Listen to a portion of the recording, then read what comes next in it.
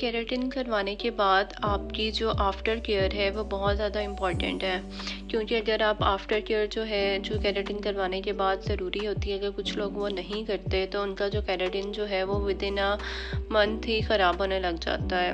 Keratin की जो है वो फर्स्ट रिक्वायरमेंट यही होती है कि अगर इन केस आपने केराटिन ट्रीटमेंट लिया है अपने हेयर पे तो आपने सल्फेट फ्री शैम्पू जो है वो यूज़ करना है। और कुछ लोग होते हैं जो केराटिन करवाने के बाद आफ्टर केयर ज़रा भी इनकी अच्छी नहीं होती है, जो है वो सल्फेट फ्री शैम्पू भी नहीं यूज़ कर रहे होते, तो उनका जो केराटिन जो होता है वो विद इन 1 मंथ ही ख़राब होने लग जाता है और हेयर फॉल भी होने लग जाता है। मतलब उनको केराटिन करवाने का कोई फ़ायदा नहीं होता। तो केराटिन करवाने के बाद जो मैं चीज़ें जो है वो यूज़ कर रही हूँ, ये वाला केराटिन शैम्पू जो है मैं यूज़ कर रही हूँ OGX का। मुझे ये सूट किया है काफ़ी, लेकिन ना मैं इस शैम्पू के साथ जो है थोड़ा सा जो है ये शैम्पू जो है वो मिक्स करती हूँ।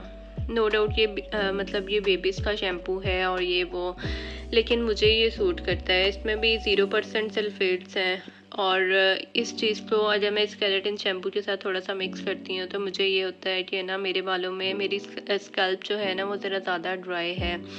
तो इन दोनों चीज़ों को अगर मैं मिक्स करके लगाती हूँ तो मेरे बालों में जो है वो ड्राइनेस का फैक्टर जो है वो नहीं आता है और जिसकी वजह से मुझे हेयर फॉल नहीं होता। क्योंकि मोस्टली जो हेयर फॉल होता है वो इसी वजह से होता है कि अगर आपकी स्कैल्प जो है वो ड्राई है, इस वजह से भी हेयर फॉल होता है। तो जब से मैंने इन दोनों को मिक्स करके लगाना स्टार्ट किया है तो मुझे जो है वो हेयर फॉल नहीं हुआ और उसकी वजह से मैं इन दोनों शैम्पूज़ को जो है वो आपस में जो है वो मिक्स करती हूँ। इसके अलावा जो हेयर मास्क हैं, एक ये सिल्की कूल का हेयर मास्क भी अच्छा है केराटिन करवाने के बाद, और ये दूसरा SOS मास्क, इसकी मैंने अलग से वीडियो भी बनाई हुई है। ये तो बहुत ही ज़्यादा अच्छा है, लेकिन ये जो है ये ज़्यादा एक्सपेंसिव है काफ़ी as compare to Silky Cool, लेकिन रिजल्ट जो हैं वो इसी के ही ज़्यादा अच्छे हैं। अगर मैं आपको ऑनेस्टली बताऊँ तो ये वाला जो मास्क है ये ज़्यादा अच्छा है एज़ कम्पेयर टू इसके। लेकिन इस केराटिन मास्क को अगर आप लोग वीक में 1 दफ़ा भी यूज़ कर लेते हैं तो काफ़ी अच्छा रिजल्ट आ जाता है। आपका वीकली जो भी डैमेज हुआ हो वो ये रिपेयर कर देता है। लेकिन ये जो मास्क है ये भी अच्छा है। ये मैंने तो ये रूटीन रखी हुई है कि मैं जब भी अगर वीक में 3 दफ़ा शैम्पू जो है वो कर रही हूँ हेयर पे, तो 2 दफ़ा मैं ये वाला मास्क जो है वो यूज़ कर लेती हूँ शैम्पू करने के बाद, और 1 दफ़ा ये वाला मास्क। इससे भी मेरा केराटिन जो है वो ठीक रहता है। क्योंकि वैसे इसकी मर्ज़ी है, आप लोग इसे वीक में 3 दफ़ा भी यूज़ कर सकते हैं, 1 दफ़ा भी कर सकते हैं, लेकिन मैं इसे 1 दफ़ा वीक में यूज़ करती हूँ, क्योंकि जब मैं 3 दफ़ा यूज़ करने लग जाऊँ तो ये बहुत ही जल्दी जो है वो ख़त्म हो जाएगा। लेकिन अगर आप 3 दफ़ा यूज़ कर सकते हैं तो आप 3 दफ़ा इसे भी यूज़ कर सकते हैं, इससे आपको ज़्यादा अच्छा रिज़ल्ट मिलेगा। लेकिन मेरी जो रूटीन है वो मैं इस तरह लेके चल रही हूँ, मुझे इससे भी अच्छा ही रिज़ल्ट मिल रहा है।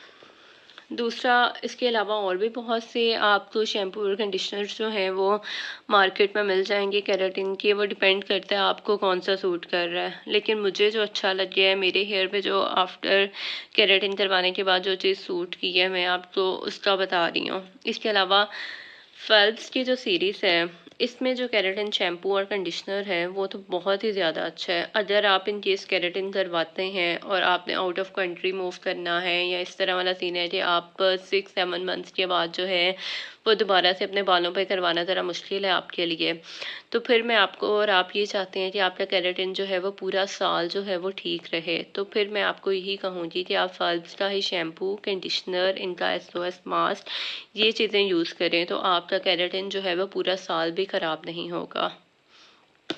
लेकिन आप लोग अगर करवा सकते हैं तो हर 7-8 मंथ्स के बाद अगर आप अपने बालों तो मतलब दोबारा से रिफ़्रेश करना चाह रहे हैं, तो फिर आप लोग जो है वो इस हेयर रूटीन को भी साथ लेके चल सकते हैं। लेकिन लास्ट में एक चीज़ मैं आपको बता दूं कि कुछ लोगों को जो होता है वो केराटिन जो है वो नहीं स्ट्रेट करता उनके बाल, मतलब फर्स्ट मंथ के बाद ही उनके बाल जो है ना वो वेवी होने लग जाते हैं।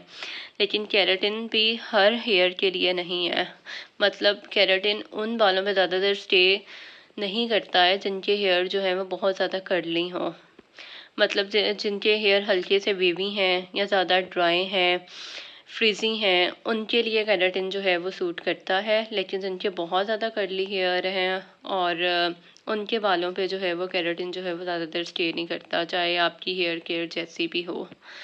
लेकिन अगर आप ये चाहते हैं कि अगर आप केराटिन ना भी करवाएं और आपके हेयर भी अच्छे रहें, अगर आप डेली बेस पे स्ट्रेट कर लेते हैं अपने बालों को या कुछ इस तरह करके, क्योंकि अगर आप स्ट्रेट कर रहे हैं बाल फिर भी आपके बालों की अगर हेयर केयर अच्छी है तो आपको हेयर फॉल नहीं होगा। मैं तो यही आपको कहूँगी कि अगर आप स्ट्रेट भी करते हैं बाल तो फिर आप लोग जो है वीक में 2 या 3 दफ़ा इसे यूज़ कर लें, अगर आप वीकली स्ट्रेटनर जो है वो अपने हेयर पे यूज़ कर रहे हैं। इससे ये हो जाए कि आपके बाल जो डैमेज हुए होते हैं वो रिपेयर हो जाते हैं। दूसरा इसके अलावा जो है मेरी जो है वो केराटिन की तो यही रूटीन है। मैं यही जब से मैंने केराटिन करवाया है मैं इसी हेयर रूटीन को जो है वो लेके चल रही हूँ। मेरा केराटिन इससे जो है वो काफ़ी अर्सा चल जाता है और ऑनेस्टली मैं तो तकरीबन 6-7 साल से बल्कि ना केराटिन करवा रही हूँ। साल में एक दफ़ा तो ज़रूर करवा लेती हूँ। तो मुझे तो अभी तक हेयर फॉल नहीं हुआ ना कुछ इस तरह का इशू आया, क्योंकि मैंने अपनी आफ्टर केयर जो है ना वो अच्छी रखी हुई है। इसके अलावा और भी मैं यूज़ करती हूँ, वो मैं आपको नेक्स्ट वीडियोस में बताऊँगी कि मैं कौन सा हेयर सीरम साथ यूज़ करती हूँ। ये सारी चीज़ें मैं आपको जो है अपने नेक्स्ट वीडियोस में जो है वो बताऊँगी।